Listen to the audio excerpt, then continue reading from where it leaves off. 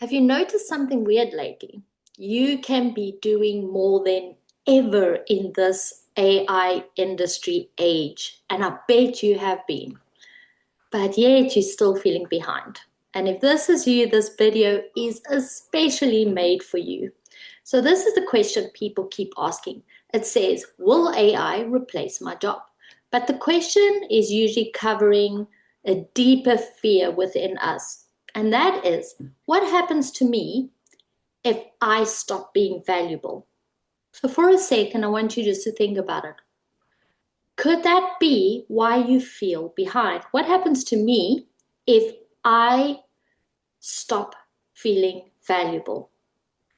So, in this video, I'm going to give you a clear, practical way to stay relevant and stable and confident in this new AI era without spiraling into overwhelm or, excuse me, trying to learn everything else. So by the end of today, you're going to have a simple operating approach you can use whether you're a founder, a professional, a coach, creative, a mom at home, so you can make decisions from clarity instead of this underlying panic that we have been experiencing.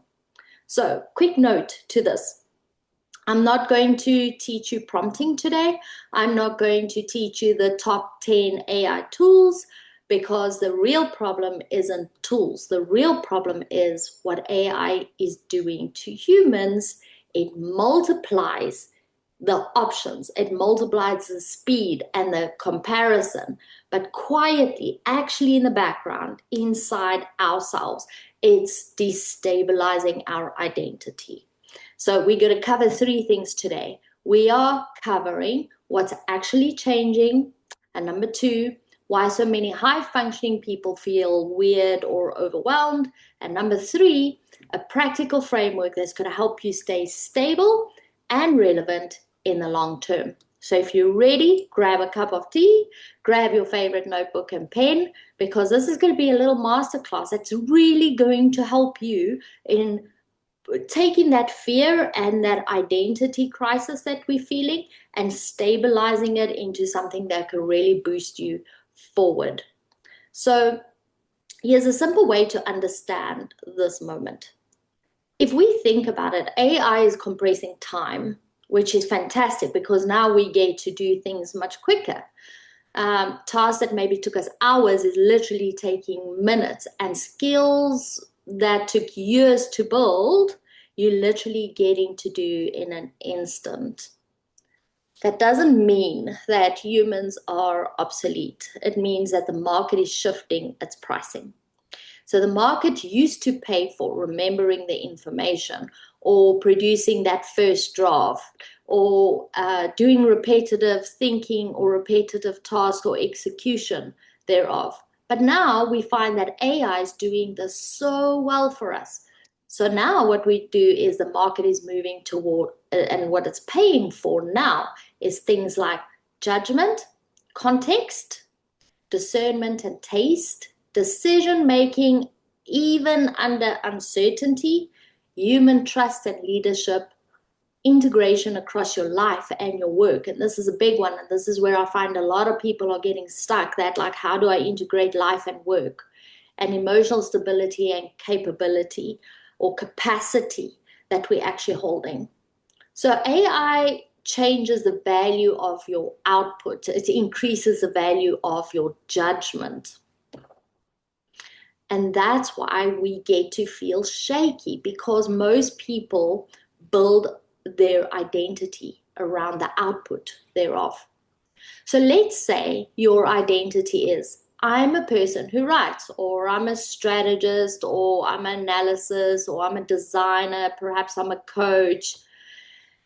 If a tool can do 60 or 80% of that instantly for you, your nervous system literally reads it as my safety is under threat. And that's why you feel that anxious kind of feeling even while you are productive, because it isn't just the economic, it's not just economics, this is biological. So what many people do next is predictable. So let's quickly think of what do people do when they get into this situation. they go and try and learn more, or they try and learn everything. They're consuming non-stop. So they're trying to learn. They're buying courses, they're chasing tools, trying more tools, adding more options. But what this actually does, it filters and it becomes overwhelmed. So if you're feeling scattered or foggy or restless, or you want to shut everything down, now you know the reason. Your nervous system is highly activated right now. So why keeping up makes you feel worse? Now, this is the trap. When people feel threatened, they speed up. Now, I want you to think about yourself and your business right now, or your home life. If something feels threatened, what do you do? Let's say there is disharmony in your home. What do? Do you just leave it? Or do you speed up and try and fix it? Okay, so the same thing happens here. When we feel threatened, we tend to speed up. So the problem is we try and outrun our uncertainty by actually doing more. But the more in the landscape of AI, that we try and do more, we end up burning out. I'm going to tell you why. Because it changes weekly and it's infinite. Every week it's bigger and bigger and bigger, and eventually we end up with strategic burnout because we're always learning the next thing, we're always researching, we're always trying to keep up. But by doing that, we're actually burning out to the thing that we should be doing, because now our nervous system is totally burning out. And we think like, yo, I'm tired of work. But what you're actually tired of is you're tired of constantly reorientating yourself. And does this make sense? Is this kind of what you're feeling right here? Because here's the hard truth. You can't win the AI era by keeping up. Because AI, the pace is infinite. It is happening so fast. What literally we can do today, we couldn't do last year. And if you think about how fast it's going and think about how much quicker it's going to accelerate into the future, you are actually stumped if you keep doing and learning and being and reinventing the whole time. So how you will win is by choosing what you will ignore. Now I want you to think about this. What should you be ignoring right now?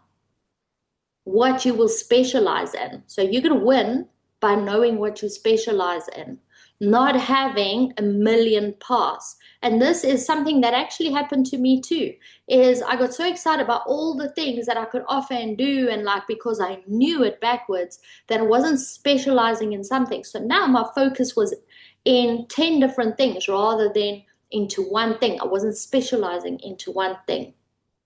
And that actually creates a massive energy drain on you. Also, the next thing you will win by is what you will never automate. Now, you're going to go, what? But we're talking in the AI era, and what should we should be automating things. Yes, but there's certain things that you cannot automate. So perhaps grab a pen and ask, what should I not ever automate? And just listen to some of those answers that come to you. And you're also going to win by choosing what kind of human you become in the middle of this big accelerated path. That's the game. Not by doing more, not by learning more, not by using more products or using more AI tools. No, it is about you choosing who you are and playing the game to the fullness of it, not letting your energy leak everywhere that you go. So your new goal is not to learn faster. It is to stay stable while you're adapting to all the change that's happening around you. Because if you adapt from panic and all the changes and you're constantly trying to do it, right, you're going to keep rebuilding your life every 3 weeks to 3 months. It's going to happen so fast. You are going to be exhausted after just a year of doing that, if you don't feel that already. And for many of my clients, when I speak to them, they are absolutely exhausted by all this change and compounding progress that we have been making. But actually, what we haven't been doing is stabilizing their inside world so that the outside world just becomes a tool to help us on that inner journey that we are going on. So yeah, what we do is we have a core framework, and the core framework is really interesting. It's called Be, Build, and Automate. So B, what we do is we stabilize that capability and identity first.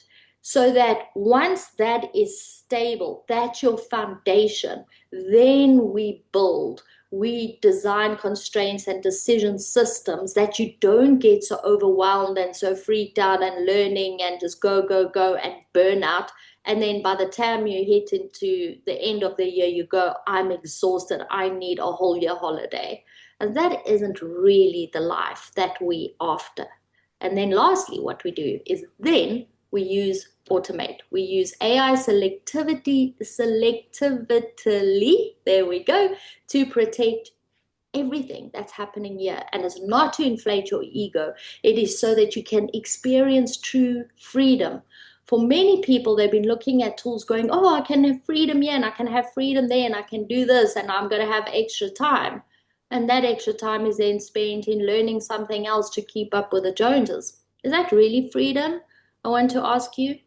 So if you can get the be, build, then automate right, then everything falls into place. We are starting to reframe that nervous system of ours without all the fluffy and all the other stuff that's been going on in the background. So now we're using AI to advantage, not just randomly going forward like a bull in a china shop.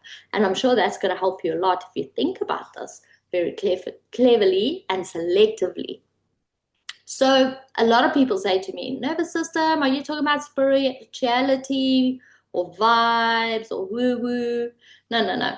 What I'm talking about is your nervous system, your body actually being under threat. Your brain cannot actually make good decisions when there's so much that's going on here. So what we're going to do is we're going to treat the mode causes. So if you're experiencing the next few things, I want you just to think about it and that your nervous system might actually be fully activated.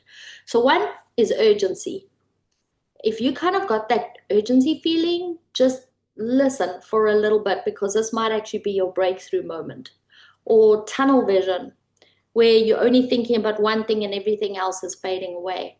Or perhaps short-term thinking. You're not thinking of the next 3 years, 10 years, or 30 years because you're only focusing on the now. Or that impulsive pivot. Today I'm doing this and tomorrow I'm adding that and the next day I'm that and 3 months time, oh no, I need to do this. Doom scrolling. We're so good at that nowadays. Those kind of cheap dopamine hits that we experience, or overcommitment to people. Yes, I can do that and I can do this. And then you get to the actual grunt of doing this and then you find yourself burning out or going, I actually can't do this. So what you want to do is recognize that the first step is staying relevant isn't a skill, it's capacity. Like actually, what can you carry in this moment? So ask yourself this, am I making decisions from urgency? So next time you're making a decision, am I making that from urgency? Do I feel like I really have to do or act immediately? Or am I consuming to soothe anxiety, perhaps?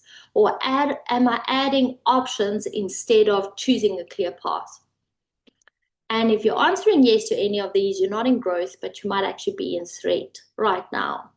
So here's the fastest way to stabilize. And this took me a little while to figure out, but once I got it done, this really helped me a lot. And some of the things you're not going to like, but I want you to give it a go. Even if it's over a weekend, right? I want you to reduce your inputs for 48 hours. No news, no tools, no social.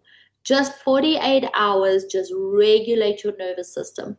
Spend time in nature, build a puzzle, do the things, clean out your garage, things that you have been thinking of doing for a while. This is a major step to just claiming back who you are and where you're going, and helps you reorganize your brain while you're at it. And then choose one primary lane that you're going to follow for 90 days. So in other words, If you're building something, stick to it for 90 days without finding the next tool or without doing the next thing or without adding or learning or another course. Just stick to that primary lane for 90 days. And then what I want you to do is create a single week review rhythm. Single weekly review rhythm. So after the week, try and notice the rhythm. Go back, review it, see what's happening in your world. Try and get a lot of sleep in and movement. That has to be almost be non-negotiable. This is very, very, very important in the stage that we're in right now.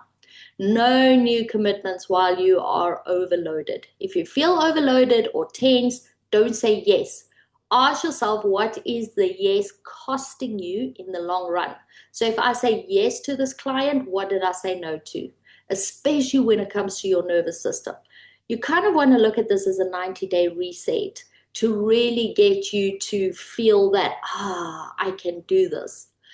And a lot of people call this self-care. But actually, this is decision quality protection. We are totally protecting how we decide, and that in itself gives massive, massive, massive freedom.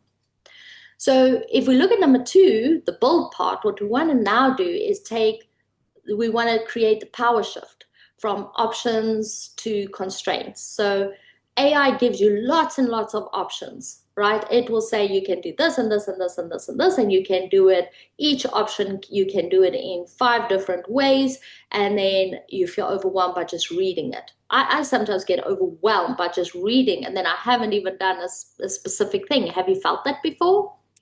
So if AI creates options, humans need constraint. In other words, we need to teach ourselves that constraint. So if you don't build the constraint, you will drown in possibility. And that is the thing that I'm finding most of my clients are actually battling with, because there's so much out there. But because we're so focused there, in so much there, we are not even getting the basic right. So if you want to create a business or a good home life or anything that you want to create in life, you have to have a really good and strong foundation. And you can't be drowning in possibility while you are trying to just master a foundation. So think about this whole process as you building your foundation, and you're not letting anything or anyone or any tool come into it yet until this part has been stabilized. And I hope this is helping you, because if you get this part right, everything is going to become easy and everything's going to become so much more fun for you while you're going. So perhaps from today onward, I want you to think of 3 gates in front of you. Okay. Start a project. Okay, so if you have this, you might start a project and you pivot and you buy a tool and you build a product and you commit to anything. What I want you to do is think of gate 1 as your capacity gate. All right? Does my nervous system have the capacity to carry this with everything else, especially with a new project? Okay. If not, it's a no. It's a very easy no.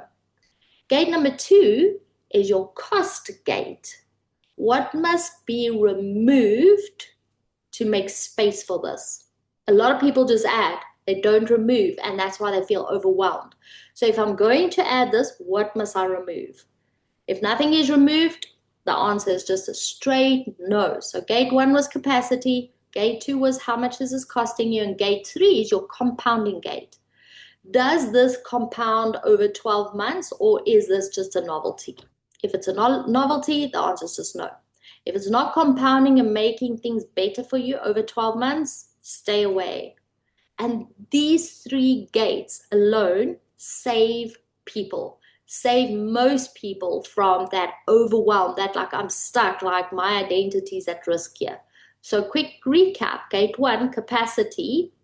Does my nervous system, is it strong enough to actually carry this? Gate 2, how much is it costing me? Can I remove something? If I can't remove something to add this in, it's a no. And your compounding gate is, does this compound over 12 months, or is it just a novelty? If it's a novelty, no, no, no. Okay, guys, so the role map, let's quickly look at the role map. And this is interesting in the sense that in AI era, identity can be I do X tasks. Or it could be something like I must be something, I hold an X outcome. So I write posts or I shape narratives to move people. Not I build dashboards or but I architect decision systems that reduce chaos. Your tasks can change, but your outcome has to stay. So when we get to the third part, which is now we get to automate. Automation, there's a couple of traps I want you to be really thinking about before you get into the automation thing.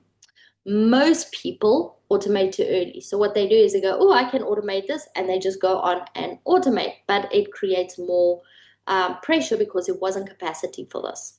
Okay. So they actually automating while they are unstable. So they don't simplify their life first. Remember what I was saying about that foundation that we're building? So they're actually scaling their chaos. And that is where I see so many people go wrong is they got all this chaos around them and then they go and scale that chaos. So scaling chaos, what does that mean? You are going to be knee deep in chaos, you, your business, and your family, because it will spill over into your home life. So automation doesn't fix confusion, but it can actually amplify it as much as it can do the reversal. But it amplifies it when our system isn't relaxed and calm, and our nervous system isn't actually capable of handling that. So then the question is going to be, oh, so Claire, what must I automate and what must I never automate?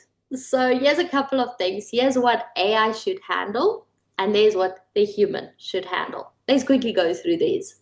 So the first one is AI should be handling things like your first draft of something, or perhaps your summaries or research like a scaffolding, or perhaps your administrative text, or how about a template? That's great. Or repetitive planning. Those are things that AI is brilliant at, and you really don't need to go into too much of that because there's systems for that now. But us as humans, we should be looking at things like define your goal. This is very important. Most people, when I speak to them, they don't even have that like big goal. I say, what's your goals? And they're like, but it's wishy-washy. It's not pinpoint.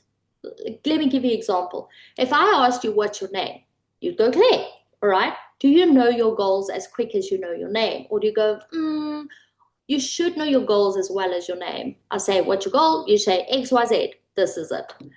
And then what you need to do is you need to define the trade-offs for this. Define what matters and the final judgment of what you're going to be doing. This is value-based decisions that you have to think about. You have to think about relationship repairs here and identity decisions, not the things of what AI could be handling for us in this moment. So AI is supposed to support all of this happening in your mind, but it should not be leading your life. And too many people are actually using this to lead their life because there's so much going on that they actually didn't realize that there's a split, parts 2 and 2, that like, oh, AI is supposed to do this and I'm supposed to be doing that. AI is supposed to be a teammate and is only supposed to do 3 things for you as a research assistant or a drafting assistant or a reflection mirror. That's really good. But you still stay the editor. You still stay the decider, and you still stay the leader in all of this. I watch some of my clients go in and it's almost like they are using AI as the CEO of their company. If AI says, it does. And if only they knew how many times AI hallucinates, they might rethink that. But it kind of happens without us thinking. It just happens. So how do we future-proof then 5 to 10 years with AI? and with us in this human role that can handle and can ground all of this. So if you're asking what skills are future proof, I want you to think in layers. Layer one needs to be your human stability, regulation, resilience, emotion range, that kind of thing. And layer two then is judgment. So yes, trade-offs, discernment, priorities, stuff like this. Then layer three is communication. So now you want clarity, persuasion and trust building perhaps. And then layer four is your systems. So this is like constraints, your rhythms of your execution or your operating cadences. And layer five is your AI leverage. Only after all the above has been done, only after those four first layers of your human stability, then your judgment, then your communication, then your systems. Now on top layer, you add in your AI leverage. And that's a thing that creates massive change for people. So now what you find is coaches and advisors don't die, but they stop selling information anymore. So if you look at them, they become architects, they become capacity architects or decision governors or integration partners, things like that. So stability anchors during transitions. And guys, let's be honest. We are going through major changes where people's identity of who they are going to be questioned internally by themselves. Is AI going to take my job? Who am I? So what you're going to find is in this period, you want to adapt that you still use those four layers with a small layer of AI decision making on top. And that is how you get to the top without the burnout, without the many paths that you want to follow, or that thing of like, I actually can't do this. So let's come back to the original question. Will AI replace my job in the next 5 years? For some tasks, yes. For humans, no. But here's what's going to happen. People who tie their identity to tasks will feel like they're replaced. And people who tie identity to outcomes will evolve. So your move isn't to learn everything. Your move is to stabilize, build the constraints, and then automate selectively. And if you want, I can make the next video answering how do I stay relevant when AI is changing everything. So if you like that, add in how into the comments and we can add that in as a video for you. Today was a mouthful. And I'm sure that a lot of you have been secretly wondering about all of this. And I'm sure your nervous system has actually felt tense while you've been thinking about this. I want you for a moment just to go back into this video. If you haven't made notes already, or take the transcript of this notes and create a little blueprint for yourself to remember. And what I want you to do is go and ask, how can I add this into my life that's going to change my life forever, that I am not going to be one of those people who will feel replaced, but I will be one of those people where the outcomes and me, we're going to evolve into a new space of clarity, a new space of freedom, a new space of, yes, this actually feels expansive rather than constricting into my life. So with that, I'll see you next week. And have fun in the process, because ultimately you still want to have fun, because this is really serious work. All right, everybody. See you on the next one.